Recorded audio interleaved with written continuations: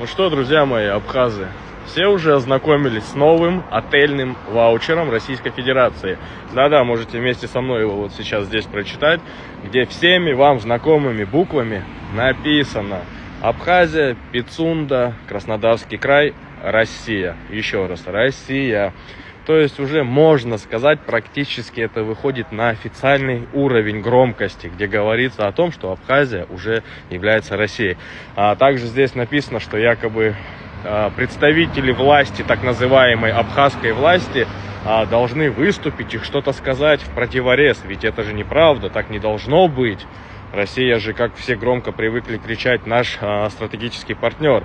Но я вас уверяю, ни Бадра Гумба, ни МИДом Абхазии, никто, абсолютно никто не выйдет и ничего против не скажет. Знаете почему?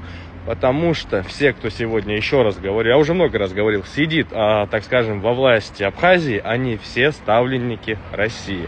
И будут они делать ровным счетом так, как говорит им Россия. Так что привыкайте. Чему шли, на то и напоролись.